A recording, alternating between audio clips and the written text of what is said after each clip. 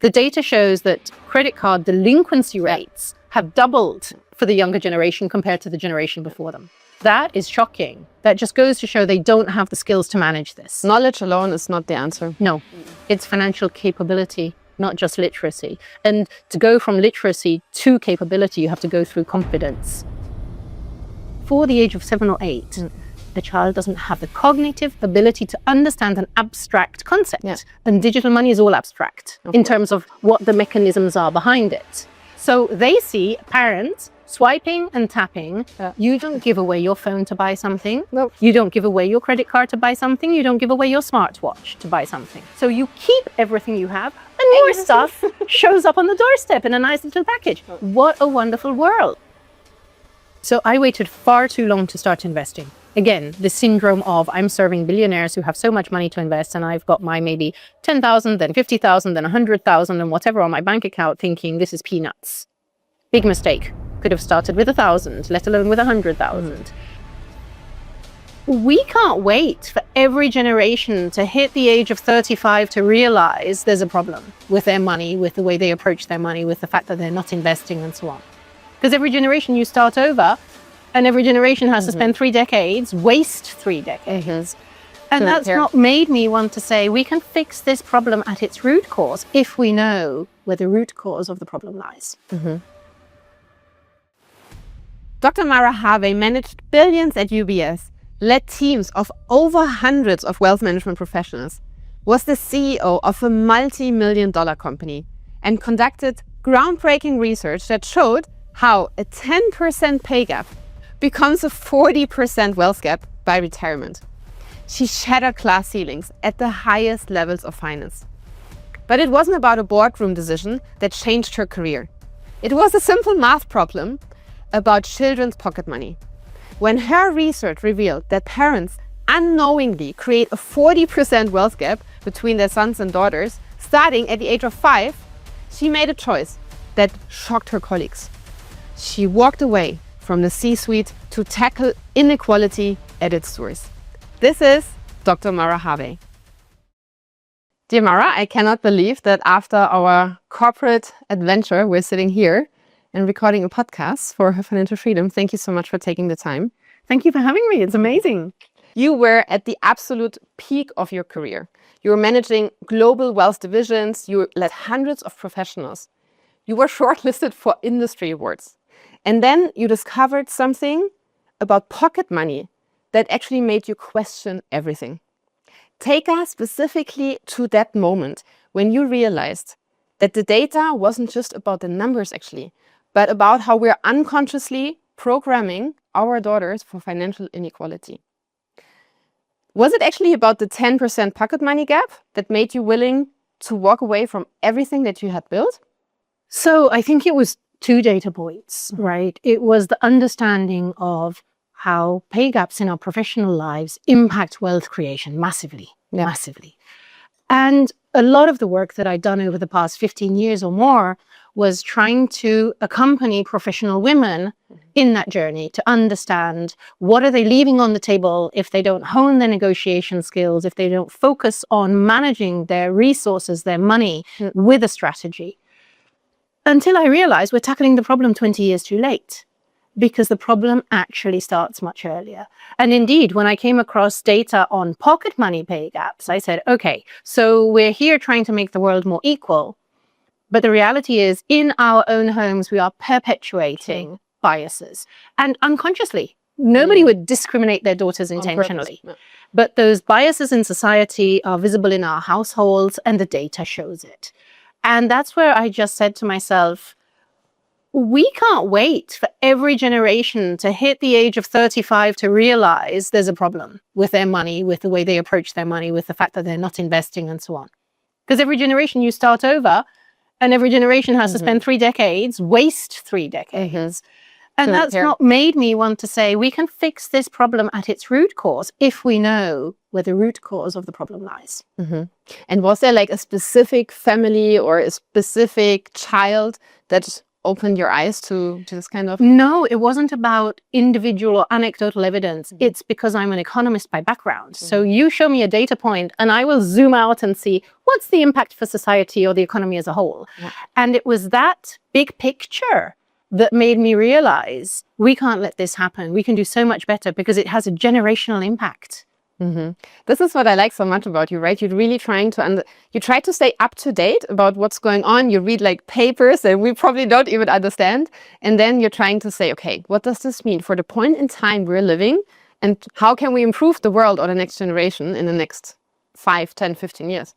So what was the conclusion after finding all of that? Like, did you try first to create change from within because you were in a system, in a corporate setting, also in Switzerland, like, or were you back then in Germany?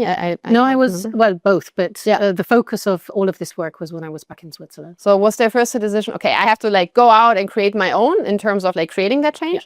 Or were you trying to change the system you were in? So the first attempt was really to say, we need to change the system from within. We need to make sure that the whole topic of female finance is at the forefront of wealth management strategies, that women are not an afterthought.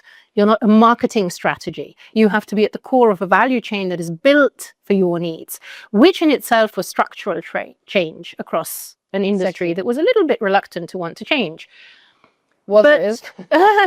Still is, but we've made some progress, it has to be said. Because of women like you and people like you. Yes, I guess that's true. Now, the progress that we've made, again, focuses on adult population. Of course. And when I really wanted to go deeper into the angle of we can prevent problems that relate to lack of financial literacy, lack of financial confidence, or lack of financial capability, we can prevent it if we start earlier. One of the early answers that I got was, we don't make money on children, why would we invest in children? And that was the saddest answer I could have imagined. And that's why I said, well, it's okay. If you're not going to do it, I will. And that's how this was then slowly built as a parallel activity to my day job. It was my night job. Crazy. A friend of mine, she also studied like psychology, very smart leader in corporate. And she also created her own company because she said, children, they don't have a lobby. Yes, very good. I wasn't aware, like I'm not a mom, right? As you know, and now I have more moms in my like circle and more moms also as clients, right? In working in corporate. And I underestimated the impact of motherhood to women, right? To women's lives. Yeah, definitely. So when you presented then the data at UBS to the leadership team, was there someone at least in your corner and trying to like, see, I don't know, a business case or see something that they could establish? Because now, for example, they have a huge women's wealth area as well. So I do think there were a few visionary leaders who realized how big the potential is. Because if we can enable, capture, help more women to generate more wealth, we can support wealth transitions across generations. Of course, it's a win-win situation for all because it's good for the individuals, it's good for their families, it's good for business, it's good for society. Yeah. So I do think there were people who saw it that way. Then there was the other side of the medal.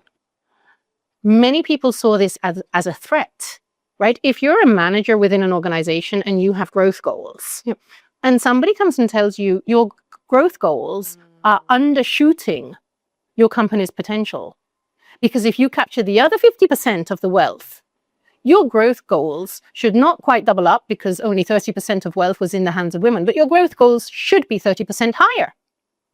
And that was threatening for a lot of people. They didn't like it. So there was, two tendencies between, yes, it's totally relevant, and could you please make this topic go away? And this was how long ago? This was as of 2012, so it's been the better part of 13 years now. Wow. And it's crazy, like when I compare now, did this change in the meantime? Look, I think across the financial industry, there is a much broader understanding of women's life circumstances deserve appropriate, adequate, eye-level dialogue and understanding of their needs in order to better serve. But I would argue a lot of it is still just pink marketing on the surface, and the substance doesn't go all the way through the value chains. Or maybe also the big drivers, they try to have some initiatives, right? They try to take the first steps. Yeah, you have to be still very brave in order to put something out there, right? And now with the global political environment, I feel like it has gotten quieter also. It has gotten quieter. Look, if you want to ask the absolutely critical question to an organization about how seriously do they take the 50% of their target group, right? All the women who could be or who are potential clients or are existing clients. Yeah. And you analyze their marketing budgets. Yeah. And then you see where they That go. gives you the straight answer. Then you see where they go.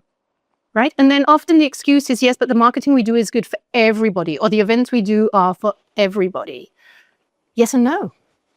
If you know that a specific target group needs a specific dialogue, then one size fits all excludes them. Wow. So you can't say one size fits all means that we're addressing everybody. No, you're not. You're selectively ignoring the needs of 50% of your target group. That's like, for me, you know, in Instagram now, they break down like in very simple terms, things in very simple terms, and they veranschaulichen, they illustrate. Yeah. So for me, the difference is with like equality versus equity, right? So equality is you give everyone a bike. Yeah. And then equity is maybe you have, I don't know, a disabled person, someone that is in age and cannot cycle anymore. Yes. You have a baby, and then you have like someone, you know, in their mid-age and is fit. So you all give them the same bike. One cannot even reach the pedal. Yeah. One cannot even cycle because too young, too old, or something doesn't work, like needs a different bike. And then equity would be to give each person what they need. Yeah. Someone maybe has no legs or just one leg, so they need to pedal with the arms. Like you need to adapt the product or the service to the need of the customer. Yes. No? So it is ultimately that individualization of your service to your specific customer needs. Now, that sometimes for companies sounds like a paradox because you can increase profit margins by standardizing. If you individualize, what does that do to your profit margins, right? Does it create more effort, more intensity of service level, more parallel ways of serving? Is it good? Is it bad, right? There are so many factors that need to be looked at. And ultimately, you can't be everybody's darling. So you do have to pick your battles, as in every business.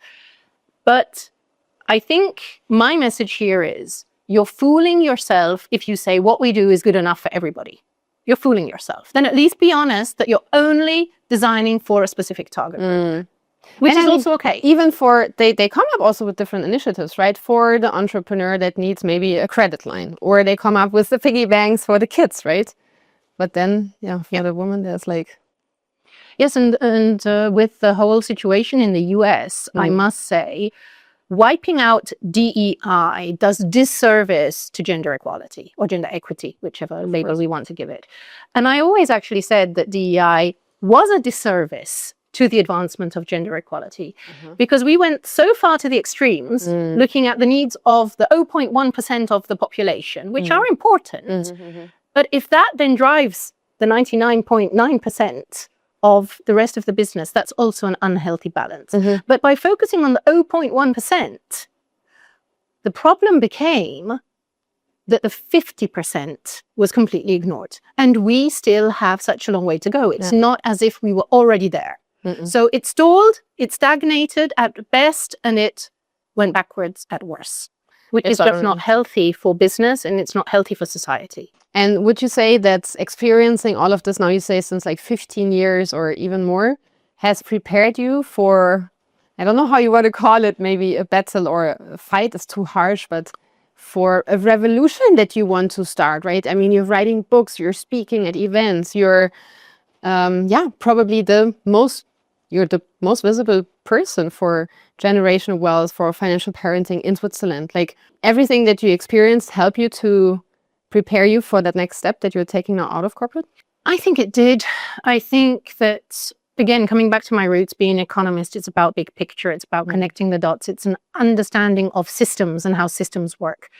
And that equips me with the deep understanding of the financial aspects, exploring more the societal aspects, understanding the economic aspects.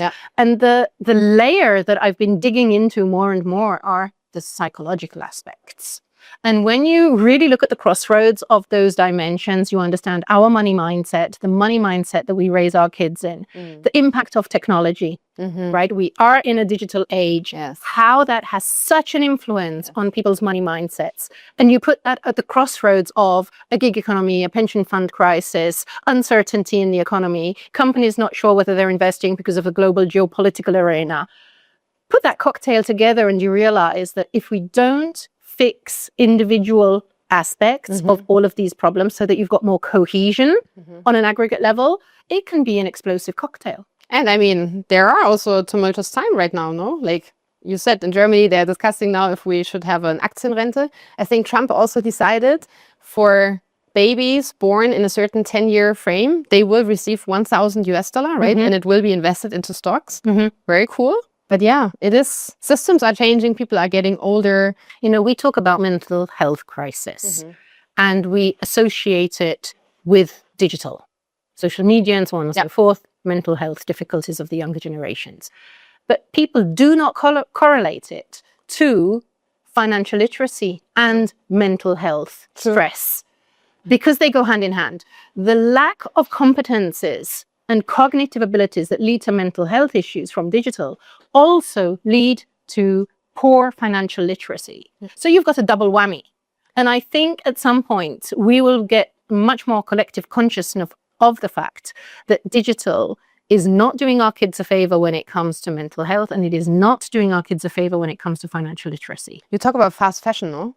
Yeah, no, fast fashion and fast finance. Exactly. Fast fashion, fast finance, fast food. Yeah. Right. Yeah. So we've seen how fast fashion has destroyed the environment, right? Immediate consumption, you wear it for less than a season, you toss it out, you buy something new. It's all convenient, it's super nice, it's charming, it's pretty, whatever, but it's destructive. It is self-destructive as human beings, what we are doing with fast fashion. Now, we also know that fast food is something that you can't raise a child on burgers and chips every day of their life and assume they're growing up healthy. Right? You can feed it to them every day of their life, but don't assume they're going to grow up healthy. No. And fast finance, digital money is fast finance. Super convenient. Consumerism pure. Unhealthy. And this is why we need to be smarter as parents to say, if we want our kids to grow up with the best possible skill sets for life, we know that we have got to take action. We cannot be on autopilot and we cannot leave the education of our kids to social media. And you're now talking about financial parenting, but I also identify it a lot with me. Like, if I think, you told this example, right? We're paying like this. You don't see what we're paying. And you explained that the brain's development of a child, for example, can only understand there is a transaction. You give money, you receive something. Yes. But if you tap, they don't see any transaction. No, they don't see it and they can't. I mean, before the age of 7 or 8, the child doesn't have the cognitive ability to understand an abstract concept. And digital money is all abstract in terms of what the mechanisms are behind it. So if you can't conceive it because your brain hasn't developed, then that means that your child has a complete dissonance between what they see and what they understand.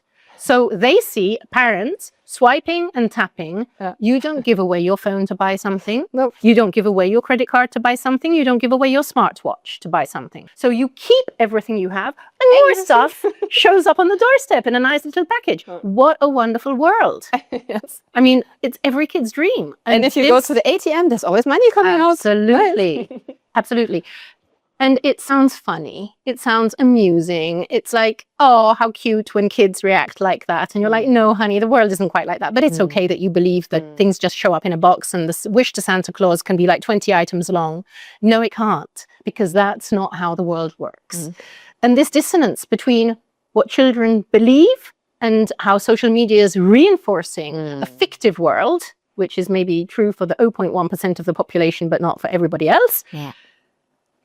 Creates mental stress. Of course it does. There's so much to unpack because you're talking about children. It even applies to us. But then I want to talk with you also about generational differences, right? How the younger generation now has a different approach to money and has a different attitude in terms of like, you know, I want to earn this and this and this. And maybe, I mean, there are stereotypes about the generations, but maybe wouldn't work like 20 hours a day because they want work-life balance. But then you also mentioned mental stress. Like there are studies that prove that if you have a certain amount of money, for example, also saved, you feel calmer. Like that's proven, right? Yes. But there's also a certain limit. I think, is it? It's not as high as we think. It's like 60, 70,000. Maybe now a bit higher with inflation. That makes the utility of more income is not as high anymore, right? So there's so much to unpack. And then you say fast, like what attitude towards money do we have? And consciousness. I have the same. We're spending money. I mean, I work with clients every time, right? We analyze their spending. Actually, it doesn't matter even if you're the biggest specialist in finance, you will need to analyze your spending. And there will always be surprises. Exactly. Because we're spending left and right without being conscious. Yes. Overconsumption. Convenience, yes. And maybe also playing a certain role in society, right? Last night we had dinner and I loved what you said, that you came to the realization you paid for your car as much as you now paid for a house in Sicily. Yes. Isn't that crazy? It is. It is. You know, I was 45, midlife crisis, and I was like, I'm going to buy myself a super fancy sports car. And 10 years later, you realize, what else could I have done with that money? And indeed, I spent less on buying a house on a beach. Literally, I fall out of the garden and I am on the beach. I know, it's so Half of my garden is a beach. Yeah, I know. And you're like, why wouldn't I have done that 10 years ago instead of just buying a fancy car? So why would you? Why wouldn't why wouldn't I have exactly done why that? would you spend so much money on a car? Like, can you explain a bit the world that we're living in here in Zurich? Yes. Look, definitely it's got to do with status, right? Fancy car is your ultimate toy. I mean, unless you can go to fancy jet, which is your ultimate toy, but fancy car is probably where we can leave it for today. And you know you can afford it. So it wasn't a decision of, oh, I'm going to take on crazy debt that I can't afford to buy something that is just a pure lifestyle aspiration. It was like, I can afford it. Why not do it? Why not pamper yourself? You spent so many years working. I can do something nice for myself, which is true. And that is this gratification element of consumption. I do it to be nice to me. And yet I lacked at that point of my life, despite working already for 20 years in the financial industry, an environment in which there would have been a healthy discussion about, do you really want to buy a car or do you not want to build up a real estate portfolio? That was not a dialogue. There was nobody in my entourage with whom I could have had that exchange. And you're working with mostly men, right? Yes. Who all drive fancy cars because it is about the ego. It is about, you know, we just want to be seen and it's great and it's fun. Why not? I mean, it is fun to drive a super fancy car. No, nothing to be said against that. But there was no balance and there was no holistic view about, okay, if this is how much money you're planning on spending, is that a wise spending choice? Are there better choices? I had no experience with real estate, really, and especially not what can you get in Europe for what amount of money? And in which countries would it be relevant to you? And so on. Also, put this into perspective. Buying a super fancy car felt like this is a small purchase because a house purchase in Switzerland is a big purchase, as opposed to other countries where the entry level of real estate is maybe a little lower. And so I felt real estate is not yet approachable for me. You need to still earn some money and save more money and so on. And this with you being like really high up in the corporate ladder, earning well, that's crazy, that it was so far away from you. And, you know, maybe, can you also shine a light? I mean, you were in finance, working with like the wealthiest people in the world. And then for you, being in that world, it seemed far away to talk about investments, to talk about buying a real estate. That's crazy. It is. And there's the massive problem relating to serving ultra wealthy clients. You always have the impression that what you have in your bank account is peanuts. Wow, yeah. No matter how much you have and you've been saving and you've been disciplined and so on, but you always feel like it's not really enough to make a massive difference. Yes. And so you settle for the small things that are within reach, as opposed to being conscious of the bigger picture if you wait longer. Wow. I can so relate because I remember, I mean, I was growing up in Germany and to be honest, a bit on the countryside. I didn't know what labels were until I was actually, studying or coming then to Switzerland. And then here you have some money and compared to Germany, for example, it is a lot. So you spend a lot. But then I remember coming to Paradeplatz and I mean, they're literally the billionaires. They walk in every day. But also then all the colleagues, they were working, wearing the most expensive watches, like you said, driving the most expensive cars. Fur coats were like normal, the most expensive bag. And it's like exactly what you said. I could never phrase it in words like that. You kind of like, you are in this world then, you want to be part of it, right? You purchase stuff, but you don't think about, okay, am I spending 6K now on this bag? What impact does this have on my retirement? You don't make that connection. No, you don't. And you said it also, right? You did some money mistakes and you only realized way later. And I the same. I only started investing in my 30s. And we see this with women. I mean, you know better. Only when something happens in their lives. Yeah. So for me, what happened is that I moved obviously to Hong Kong and I took my pension out. And then I was faced with this big amount. Okay, what do I do? This is my retirement. But usually, like a client said it so nicely. She said, if everything is working well for women, then they just keep it. They don't think about the long-term impact, right? I think that as human beings, we're wired to solve problems as and when they arise. Interesting. Prevention, look at also medicine. Yeah. You could say prevention is the best cure, and yet we still don't invest enough in prevention. And by the way, the economics of prevention for many industries is a complete threat. So the dialogue around prevention, it's like, well, please do not put that at the forefront. Let's make people a good consumers. Everything is wired towards consumption. Yes, and everything. once you become aware of it, once you become aware of the fact that you are somebody's little pedone in chess, the little, you know, the little, I don't know what the English term is bower? for pedone. Yeah, the little chess pieces at the forefront of the board. bower. When you realize you're just a chess piece in somebody else's game, that realization empowers you to think about, who do I want to give my money to? And this is why also when I advise people to think about money and think about financial education of the next generation, whether young or older or so on, one of the key questions we always should ask ourselves is not just, what do I get for my money? Where does my money go when I'm spending it, when I'm investing it? Because that's when you know that you are empowered to say, am I just going to make another billionaire rich whose values I don't even share? Or am I going to support a brand, but I at least share their values and they treat their employees nicely and they are genuinely nice people? You know, take the Brunello Cucinellis of this world, a billionaire to really look up to, right? And there are probably other examples of billionaires where you say, I don't think I would even be friends with that person. But that's what we do in daily life, right? So we go to Starbucks, then we get our breakfast somewhere. Okay, maybe like you can basically go through your whole day in the journey of, I spend local, I support someone that I know, I buy the cashmere hand-woven pullover of whatever, female or local owned business, something like that, or of someone that I like.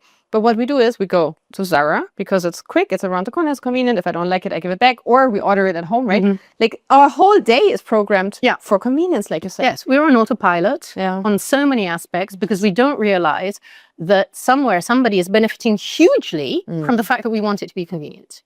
And convenience is good, don't get me wrong. But it's when you start thinking about, if I decide freely, is this what I want? Or am I just doing it because there's a whole system that brings me towards doing that? And it's that moment of reflection. I think one of the wisest quotes I came across was one that said, a rich man is not he who more has, but he who less needs. So it really is about defining your needs. And once you're in control of your needs, and you can really distinguish between a need and a want, and when the wants are not driving your decision-taking, you are financially empowered. I'm so glad that you're saying this like that, because I'm literally going through, like, this is step one, what we do with my clients is creating this, I call it consciousness, right? Setting your goals and checking in on your values and money. Like, they say, wow, we go so deep. We didn't expect that. We thought it's like just, you know, financial education.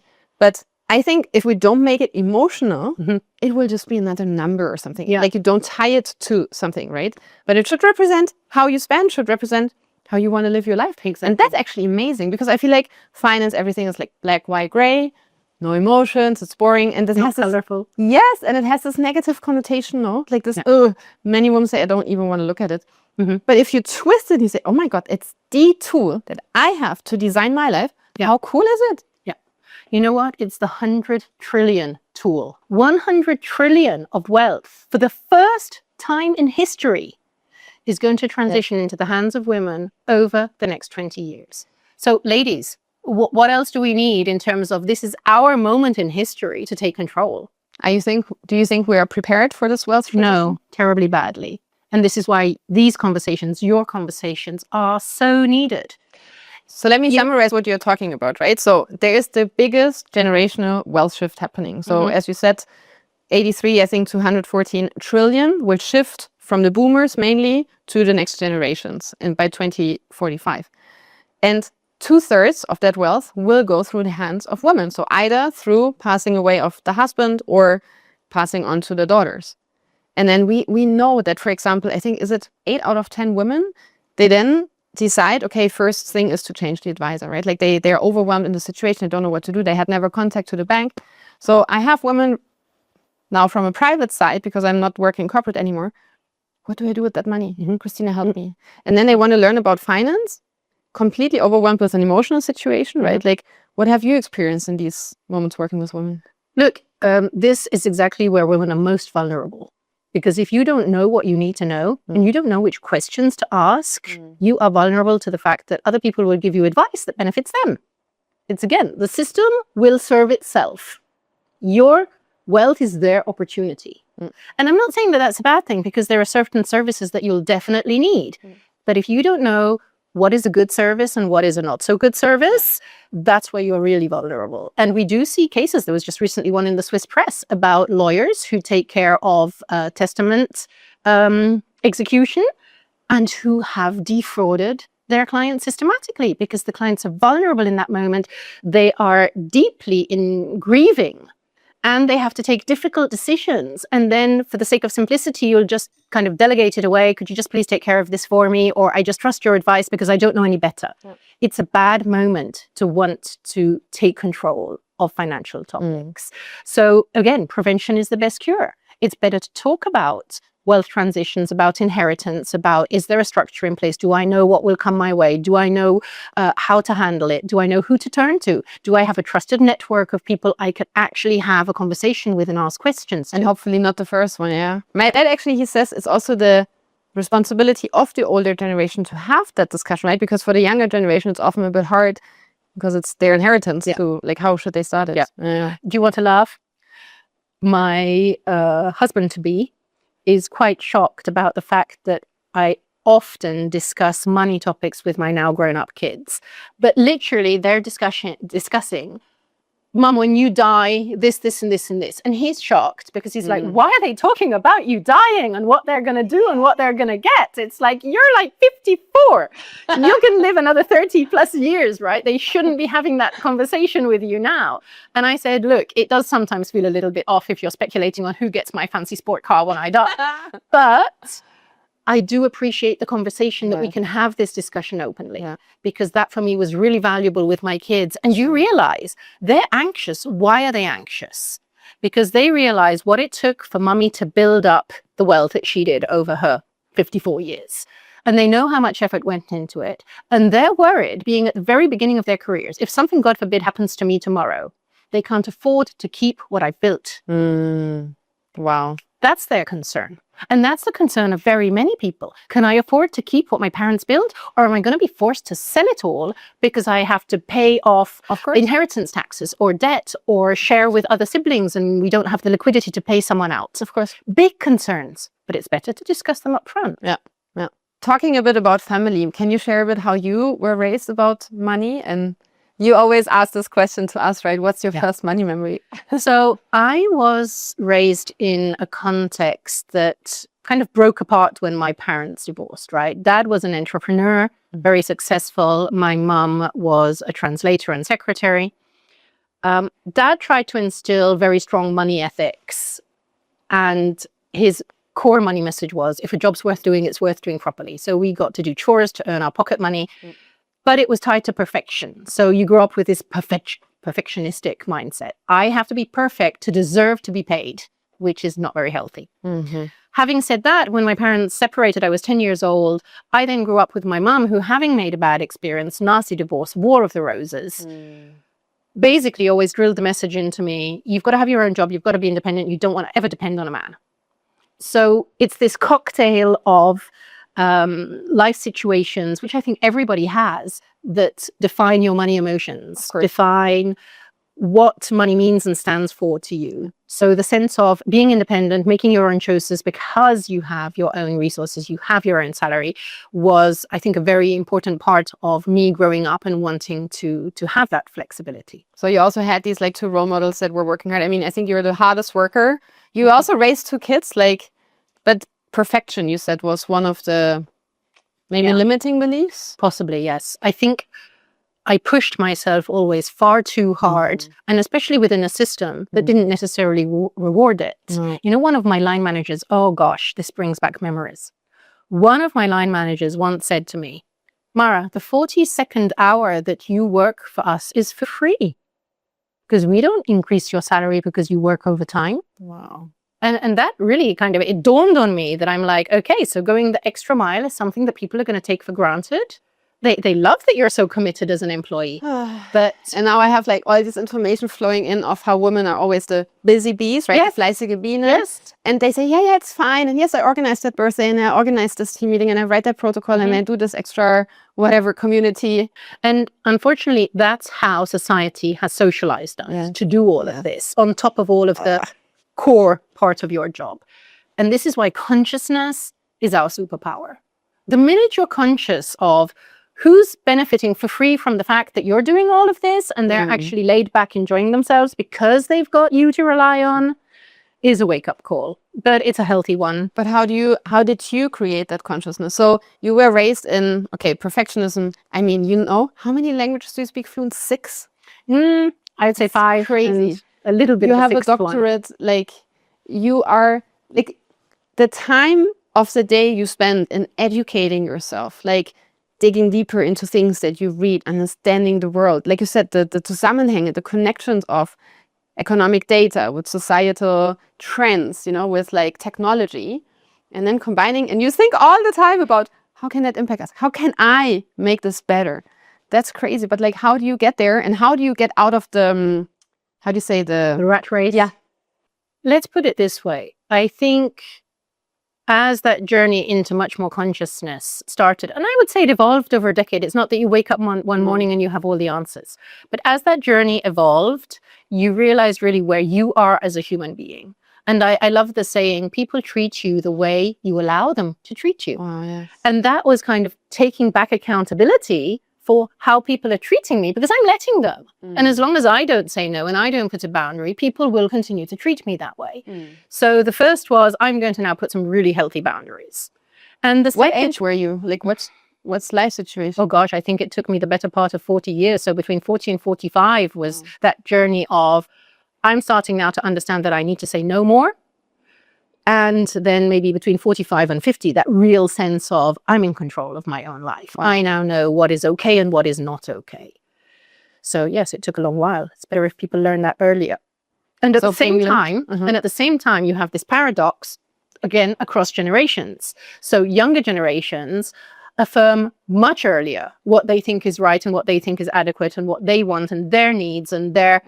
And I think that pendulum has probably gone a little bit from this side completely to the other side, and that the reality is somewhere in between. Because I hear so many entrepreneurs who say, I mean, the younger generation's expectations are just off the charts and are disconnected from reality. And again, it ties with instant gratification expectations compared to a world that functions on delayed gratification. I see that point. And then on the other hand, I also sometimes wonder, like I had a flatmate, she was mid-20s and also like always, you know, saying, oh, wow, I worked so hard. I worked so late. I'm so tired. I would never have said that in my 20s.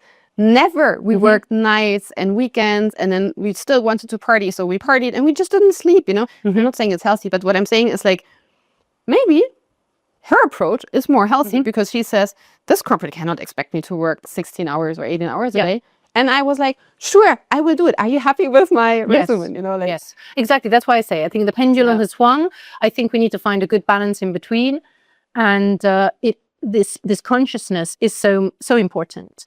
And at the same time, I think for many of the younger generation, the topic of financial literacy remains a challenge. You'd think it's gotten better because there's so much information out there. The data shows the opposite. Exactly. The data shows that credit card delinquency rates have doubled for the younger generation compared to the generation before them. That is shocking. That just goes to show they don't have the skills to manage this. Knowledge alone is not the answer. No, it's financial capability, not just literacy. And to go from literacy to capability, you have to go through confidence. So how do you develop that for a child? Like, what can you do? So it's actually not that hard. And I would say it's about going back to common sense and to basics. The good old way we did things with our grandparents is probably a very healthy basis also for today's parents. Bear in mind, A child cannot learn an abstract concept before the age of 7 or 8, but their attitudes towards money are shaped before the age of 7 to 8. Wow. So they live in a disconnect between a digital world they don't understand and their beliefs about money being formed by everything they see. Because their world is still like, I make sense out of what I see other people around me do. That disconnect is becoming larger and larger. So parents need to embrace the fact that there is a disconnect, right? Either your child never ever gets to see TV and interact with anything digital, and then the topic of money can also be marginal. It's not off the table because they live in a materialistic world nonetheless. But if your child is watching television, if your child is using any digital media, you cannot ignore the fact that your child needs to learn about money. Are you having a conversation about money with a 5-year-old child? Many parents don't even believe it's necessary. I don't want to talk about money with my kids. I don't want family life to be transactional. But how would you do that? So you would say transactional, so you would say service for money, or? So I always tell parents there are 4 things that your child needs to learn about money. They need to know where it comes from. You have to earn it. They need to know that when you want to buy something, you first need to save before you spend. So there's a sequence. When you spend, there are lots of choices to be made. And with those choices comes responsibility and impact. Those are essentially the 4 things that a child needs to learn. Now, that sounds obvious and it sounds easy. The reality is we do it back to front. We teach children to spend before we teach them to earn. So I ask myself, why is it that we believe that a child is old enough to make good money decisions about spending, but not capable of earning? Because many parents say, I don't want to give paid chores to my kid, God forbid. Yes. And I'm like, oh, it's the healthiest thing you can possibly give them. Because that way they learn to build the resources they need before they satisfy a need or a want. And that is the essence of it. The essence of growing up successfully in life is the distinction between I first know that I need resources before I satisfy a need or a want, or the belief that I can just have resources because somebody's gifting them to me, and the focus is on consume first, build resources second. A friend of mine reads your books and he says, now in our house, it's a discussion, you know, if she does her core, like her chore, like cleans up the shoes or something. But now she's like, you know, asking for pay. It's so funny. And you know, I know it can sound annoying, right? And parents can say, oh my God, now my kid is asking for money every time they lift a finger. Consider it this way. It takes 10,000 hours to become an expert in something. If your 5-year-old is negotiating with you until the age of 18, they'll have 10,000 hours of negotiation skills before they enter the workforce. That's really cool. That's a gift. Yeah. That's a gift to any child. Yes, it's time consuming, but as a parent, isn't it our job to guide children through these discussions? It's so interesting. 2 things that you told me, 2 stories, or to symbolize this a bit, right? First, you said, what is the suggestion of government how much pocket money to give? Can you make that example with? Yes. So official advice on pocket money is often give your child 1 franc per week in grade 1, 2 francs per week in grade 2, 3 francs per week in grade 3, and so on. Now, let's stop and think and decompose that. What are we teaching a child with that approach? You can argue you're teaching a child slowly to be responsible with a little amount of money and how to spend it. Nice, but no. Because what we are teaching children is money is a weekly gift. Money is for your wants, because the €1 that you're spending is not about needs. And money correlates with your age. Nice. That's cool. Fantastic. Yeah, I want that. Wunschwelt, right? I wish the world would work like that. I wish people would gift me money. I wish that I could only spend it on once, and I wish that every year I would get more. So it is so wrong to impart money lessons implicitly of that nature, only to then have to go back later to children and say, no, first and foremost, you've got to work for your money. Secondly, you can't spend it on whatever you want. And no, you're not going to get more pocket money every year. So why do we do it wrong to start with when we could actually do it right? And we actually continue like this in adult age. Yeah. If I ask anyone, and this is in banking, like with the clients, now in my business with the clients, you always assume you would make more money when you advance in your career, right? That's the assumption. It is. And it's a very unhealthy assumption for very many people. And again, it's tragic that this happens with people who work in finance because you'd assume they have the skills to handle it. You don't want to know how many people, if there's a bad year and they don't get a bonus, end up in crisis, financial crisis for their families because they're assuming they're always going to get more the year after. Yeah. And they cannot handle it, and they don't have, they've lived kind of beyond their means, anticipating the next bonus. Yeah. Very unhealthy. And one thing that also stuck to my mind that you said once, that it makes all the difference. And you say it with regards to kids, but I always translate it to adults. It's the same.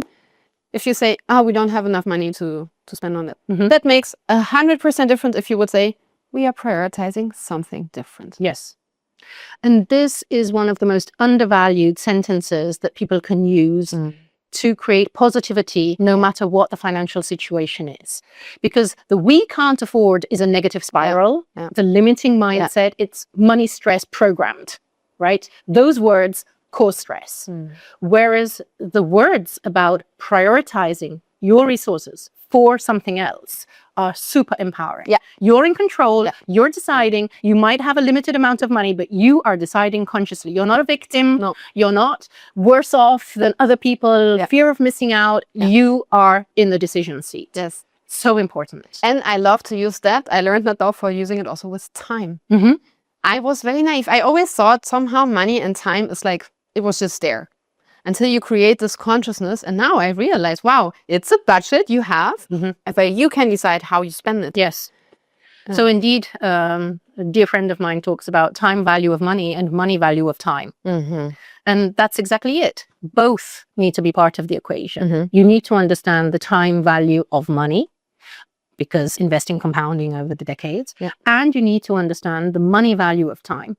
If you think about these concepts and you worked with the absolute wealthiest families in Europe, Asia, Americas, banking here in Switzerland, what are they doing differently about wealth? About not only wealth creation, but maybe maintenance? Yes. And also, let's talk then about the next gen topic. Yes.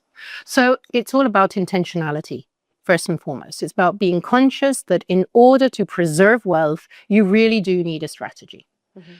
And especially to preserve it over generations. What I found super interesting is that mostly, you can't generalize everything, but mostly the most successful, super wealthy people who are capable of transitioning wealth across generations are very strict with their kids when it comes to money. Interesting.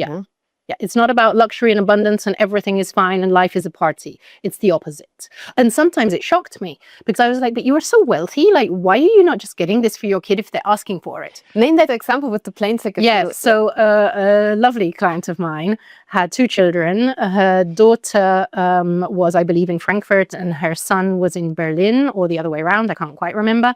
And one of the children was saying, I'd like to go and visit my sibling and I would like to get an EasyJet ticket for $100 to go and visit them this weekend. We're talking about billionaires. Yes. And the immediate question was, what are you going to do to earn the money? Wow. Not like, yes, of course, you can have a ticket to go and visit your sibling. Wow. And it was so interesting because I thought, I could afford that for my kids. Of course, I would say, you want to go visit your sibling? Sure, honey. It's good that you bond and you spend time together. And this realization that it is about valuing the resources you have, never taking it for granted. That is the key to success. And entitlement is the exact opposite. And if you can't distinguish between valuing a resource and feeling entitled to a resource, you're in trouble.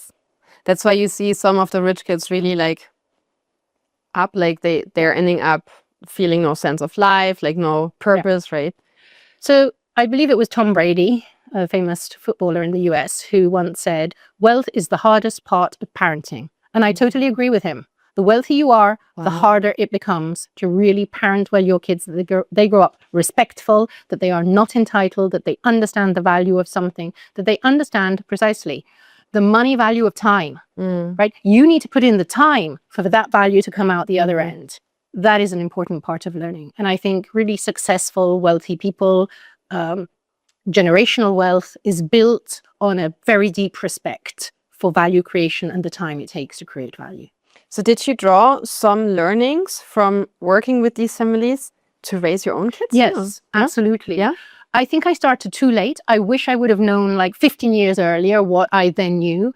And I do try to implement that now with my kids. And I find it very, very entertaining that both of my kids are very frugal in a way. But at the other end, they enjoy, certain little luxuries of life. And especially my daughter, there I really see the impact, because I was always so against fast fashion. I said, look, you rather buy something that isn't fast fashion, it's more expensive, but then choose items that are going to be timeless in your closet. Because you'll value them for so much longer. You will have spent a bit more now, but you actually will probably spend less if that item is going to last you 5 years or 10 years. So treat it well, buy good quality, because I guess the saying is true, buy cheap, buy twice. So you've actually, at the end of the day, spent more money than if you make one good long-term purchase.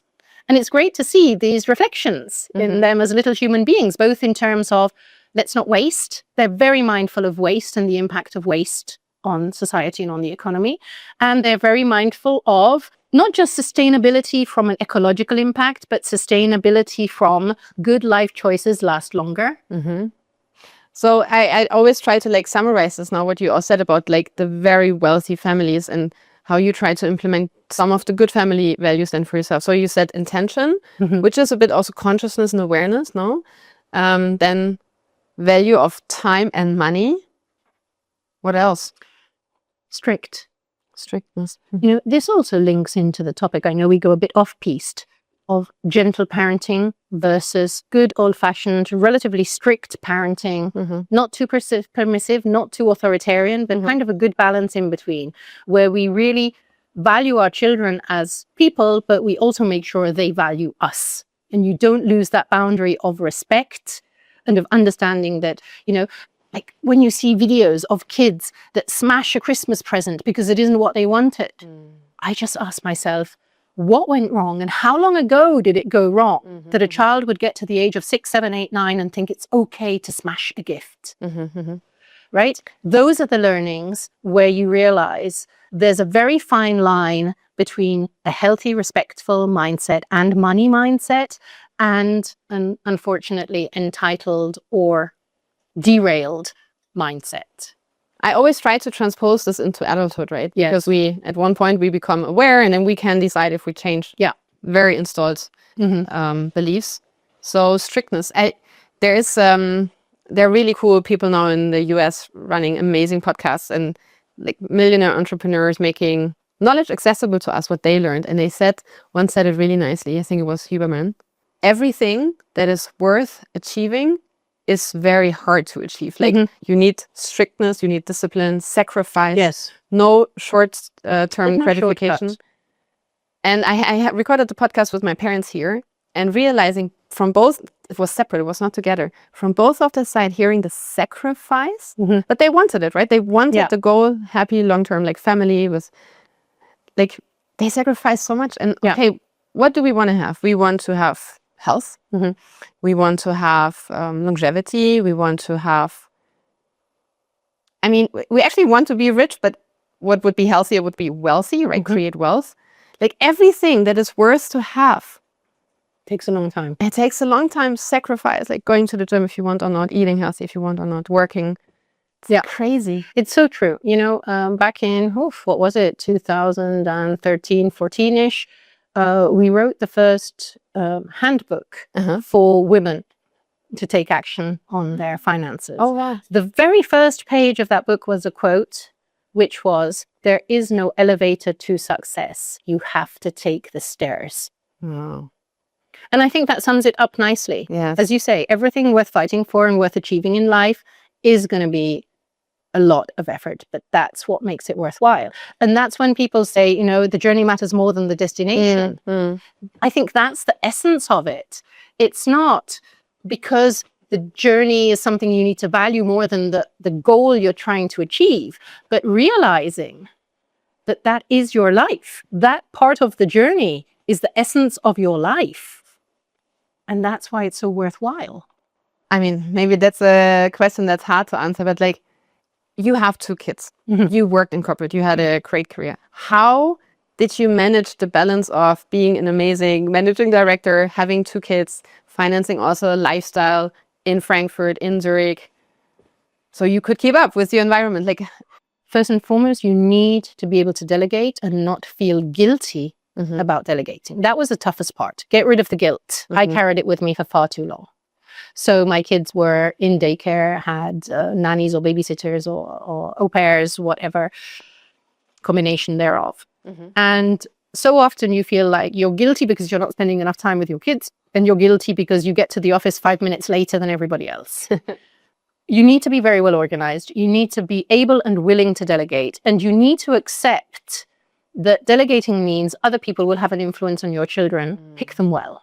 That's probably the biggest lesson learned. Who do I entrust my children to is probably your key to success. Because if you know they're in good hands, whether it's in a professional institution, whether it's with private individuals that are taking care of them, when you know they're in good hands, you can focus on your work. If you're worried at the back of your mind, what's going on with my kids, you can't. So I think that's probably the key ingredient to success.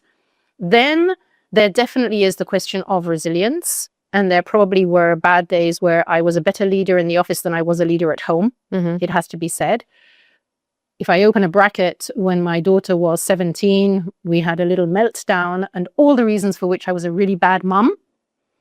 And a year or so later, over the teenage crisis and through the end of the tunnel, the realization that she says, "Oh, Mom, you're such an amazing role model. And you've done so much for me," and so on. So it will always be a bit of a roller coaster, because whatever you're going to do will have pros and cons. And there will be moments where people only focus on the cons and not on the pros. But I think if at the end of the day you can say, my kids grew up to be really decent human beings, they have a big heart, they're smart, they take good thought through decisions. I might not always agree with them, but I know that they've thought it through. Then you can say, I think I've done well. Do you think there's something, or let's talk about the corporate and motherhood topic, like mothers in corporate. Like now, going to the age, many of my friends have babies, forming a family. And I hear the feedback a lot. Oh, I wasn't a feminist before, but now I'm a mom, a working mom. And I realize how the system is just pit against us, right? Like, am I allowed to make a provocative statement here? Please. Super provocative. Forgive me. It took me 50 years to find the right partner. And that is so important. And people had told me that earlier, but I didn't grasp the depth of that statement. You can only be successful if you have a support system, if you have fans who support you, including your partner. And when I took on a CEO role, which was the most demanding role I'd had, I had 100% support, like literally 100% support. And you know what my first thought was? I know how it feels to be a man that has a wife. wow. Right? It was such a paradox, because I was like, I've never had this in 50 years. Somebody who's got my back on everything, from taking me to the station in the morning and dropping me off, to taking care of the house, even though he had a full-time job himself, to coming home at 8 p.m. to a cooked meal. And I was like, this is probably what most men experience because they have a wife. And it was so shocking to realize that most women don't have that.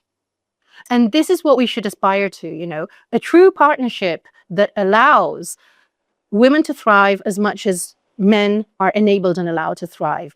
And it goes through having the right partner, through, of course, daycare and infrastructure that makes it possible for both parents to be able to make that balancing act work. Because it is always a balancing act. So this is now spoken from the private household partnership perspective, right? What do you think could corporates do?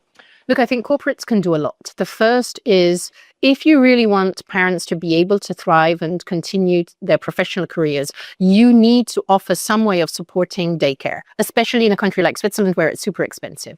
So it's a huge investment, but it's a really good investment to retain your talent and to enable that talent to continue to contribute and be creative and come to work with that lack of guilt, knowing, oh, my kids are in such great hands. I can go and do a full working day and be a happy contributor to my business. Amazing. There's so much positivity that is unleashed through offering that. The other aspect is definitely paternal leave. I mean, I was shocked that it took Switzerland, 13 votes before it was accepted, because we're like, we can't afford it. It's like, we're one of the richest countries on the planet. But you have to give some context. Changing it from 2 days to 2 weeks, right? Yes, although most companies give now 4 weeks, which is still not gigantic, but it's good. For the first time in my life, I think it was in 2021, so only 4 years ago, I had a dad who took 4 weeks of paternity leave. And I was like, this is cool. First time in my entire career that I had an employee who took a leave for their baby. And I think it's really important. I love the Nordic model that just makes it obvious that both parents can share in the parental leave. I think that's very healthy for society. Didn't you say 70-70 is? So I once asked the ambassador from Switzerland to Sweden, Swedish ambassador to Switzerland. I once asked the Swedish ambassador to Switzerland, how did Sweden do it, right? How did they advance gender equality so fast and so well? And he looked at me and he said, Mara, it's actually not that hard. People follow two things, money and the law. So we changed the tax system. They optimized tax system for both parents working 70%. That's the sweet spot. People can choose then different models, but that sweet spot enabled both parents to work at 70%. Each had 30% of time to dedicate to the family. Daycare infrastructure is available for the remaining time. The parents need it. And that enabled a much healthier balance in society. I think it's very smart. And that was back then when you were in your relationship, that was not a topic that you discussed? You reduce, he reduces? It was never a consideration that a man would work less to take over the kids. The only discussion was, how do we carry the cost of delegating it? Because I'm going to go back to work full time. So now we have to tackle that. But it was never a question of, should I go back 80% and maybe my partner would have done 80%? No. I think there's been a mindset shift there. Again, I think that's a benefit for families. It's a benefit for the kids, for the family members themselves, for everybody overall. Just the sheer luxury of flexibility in taking that decision. But it's not always easy because for financial reasons, sometimes people cannot afford to allow themselves that flexibility. We have to be factual. And let's not talk about the pension gaps that occur. But yeah. So maybe can you give some context about your private situation, right? So because I want to also talk a bit about finances, like money mistakes. Yeah. And I know that you're sharing quite openly about it. So yeah.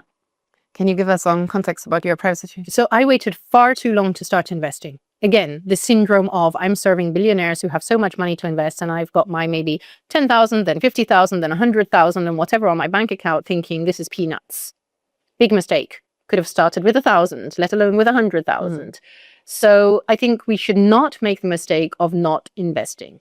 No matter how big or small the amount is, it definitely makes a difference over a decade than just sitting on cash. And even though you kind of know that theoretically, you realize there's a big hurdle between knowledge and action.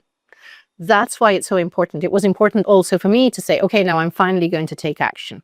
For years, the excuse was, I'm working so much that I don't have time to see a banker because unless they'll take an appointment at 7 in the morning or 7 in the evening, between 8 and 5, forget about it. I will never have time to go and discuss with a banker about, I'm just too busy. But that was a nice excuse. But that's also the reality of most of the women, for example, I work with. They have amazing careers. They are busy. Yes. So it comes last, the topic. It does, but that's because we are wired to prioritize ourselves last. And this is what we need to shift. And what I also needed to shift in my head was put your oxygen mask on first before you help others. And we tend to first help everybody else and then maybe we grab our oxygen mask. We've got to flip that script. So first family, then career, then household, then our relatives, etc. And then we're there with 55 in a divorce, realizing, oh, we don't know anything about money. And we have to start from scratch. There you go. Or like my last podcast guest, the mom helped raise the kids and the company of the father, no contract, nowhere mentioned in the name, nothing. Divorce settlement, definitely not in her favor. Yeah. Crazy, no? It is crazy. And this is why, it's not about being egoistic, but it's about self-preservation. We've got to learn to put our oxygen mask on and make sure that we are happy, healthy, aware, confident people about our needs, because that benefits all of the ecosystem around us. It's not to the expense of anybody else. Would you share an example of a very concrete money mistakes that you made? I remember the situation you said as well from your divorce settlement. There was something? Yes, I walked away, literally. For me, peace was more important than fighting over money. Wow. And there was also an agreement that part of one of our real estate assets, instead of that value being extracted either by selling or leveraging further, would just be written into the name of my daughter. So if anything would ever happen, it would go to her. Never put in writing. Right? And so So it I was a walked promise, away but- because I was like, I'm not going to fight over this. And at the same time, I realized that nothing was ever contractually defined. And so, you probably should have picked that battle when I chose not to. At the end of the day, I'm somebody who always knew no matter what happens, I'll fall on my feet, I'll pick myself up, and I'll be able to take care of myself and my kids. So it was never about, if I divorce, I'm going to fight over the last penny. And yet, if one would have crunched the numbers, which I didn't do at the time, maybe one would have looked at that differently. So again, you just need to be super aware of where you are, what your financial situation is. I think we all make mistakes along the way. I think what's interesting is that we don't like talking about it. Look at how many people have lost money on crypto, how many people have lost money in startups, how many people have just made bad investments, how many people got ripped off because they made an investment and the fees were just horrendous. Yeah, that's still going on. Right, exactly. But we don't like talking about the mistakes. But if we do talk about the mistakes, we can help others to prevent them. What gives you most hope about the next generation? Oh, goodness. What gives me most hope about the next generation is that I think there's a much higher awareness for the topics that relate to sustainability, action, reaction, what's happening with the environment, what's happening with people's rights, right? We see in so many parts of the world that things are going backwards. And I think the younger generation are not oblivious to all of this. They don't just see bad things happening elsewhere and think that doesn't concern me. It does concern them. And they vocalize it. They talk about it. They exchange on that. They know that they can do their bit. They know that activism can have an impact. That does give me hope, because I think there is a lot of civic engagement in a way, maybe more than my generation. We didn't really discuss that deeply, do we go to vote? Do we not go to vote? It was like, yeah, if I have time, I'll go and vote. If I don't have time, it doesn't really matter. I think youngsters today are more conscious about the fact that my vote does matter and it does have an impact. That does give me a lot of optimism. Cool. Whether people then turn out when it's time to vote, but I think that's good. And I do also think that the innovation capacity is phenomenal. And of course, I look to digital with a bit of skepticism, knowing what impact it can have on your cognitive development. But I also look to all things digital and AI as the ultimate possibility for human creativity to just be expanded and multiplied exponentially, because you can try out so many variations of something so much faster. That creativity is phenomenal. That's actually interesting that you mentioned innovation and creativity now, because we have this discussion so often with my clients. They're saying we are massively overexposed in the US, right? 70%. Any fund you would buy, big companies, Magnificent Seven. So we have lots of overexposure in the US. And then my dad has, for example, he's our market expert. He has a very strong opinion. He's like, yeah, where else would innovation come from? And how do companies earn money, grow their revenues? By innovation, right? And otherwise you have like strong regulated markets or insecure markets, right? They can change regulation from one day to another. They don't trust it. So yeah, what do you think on that topic? If you look at your portfolio and you see the massive overexposure in the US? Yeah, look, it does concern me in light of the US debt levels. And we know that there's been pressure on the Fed to lower rates because the amount of interest on that debt is no longer sustainable. And if the speculation that is going on about how much of that debt might be monetized with a massive impact on the value of every dollar, and using crypto as part of that debt monetization mechanism, that does concern me, because that will impact the value of people's savings. So it's basically the equivalent of, instead of having hyperinflation by printing money, you're just doing it in a way that doesn't create hyperinflation, but that is still devaluing the value of money. That concerns me a lot. I don't know how much of a risk that really is. I think that if there is a new presidential election 3 years down the road, that risk might no longer be there because the Fed will still be able to be autonomous. If we do not see another presidential election, which we might not, with the excuse of war, we might not see another presidential election. Horror scenario. But that scenario is not necessarily a rosy one. So I would say, again, diversification, alternative currencies, Swiss franc, euro, whatever you want to put in there, in order to have a broader diversification than too much dollar exposure, probably where I would intuitively look for options. And you also said you are happy that you have your liquid wealth strategy, but also some real estate. Yes, definitely real assets. You can also argue gold. Yes, prices of gold are very high. But if that scenario kicks in, gold is really cheap. So it's just a question of, is that really a likely scenario or not? There we go. Let's not be too pessimistic about the future. No. And at the same time, I think there are too many people who would stand to lose too much if that extreme scenario would kick in, that I'm optimistic we'll find a way. I'm also very optimistic, actually. Again, people, when they really have to innovate, they can. Will adapt, right? Yes. I want to end with a closing question and a quote. I'm sure you will like it. Edmund Burke said, "Nobody made a greater mistake than he who did nothing because he could do only a little." So after everything that you have seen, the billions you manage, the ceilings that you are shattering still, the systems that you're challenging, what's the little thing that every of our listeners, and also me, we can do that might change everything, either for the next generation or for us? Share your experiences with other people. Because every single obstacle that you faced and have overcome helps another person leapfrog that obstacle. We can all learn from each other, but we can only learn in dialogue. So exchange, share, make it a dialogue, and remember that you are always someone else's role model. And that is true for every single one of us. We should use that influence. I love that you're saying this, because that's actually the whole baseline of the women's community that we've built in the bank, right? Where we had a dialogue of role models like you sharing their mistakes, maybe vulnerably, or what they wish they had known earlier. And I love that you literally build your whole community on, how can I lift others up? How can I bring others to the table? The sleepfrogging, I admire that you literally live what you preach. Huh? I try to. So thanks for sharing your story with us. It's a pleasure. Thank you. Can I give you a hug?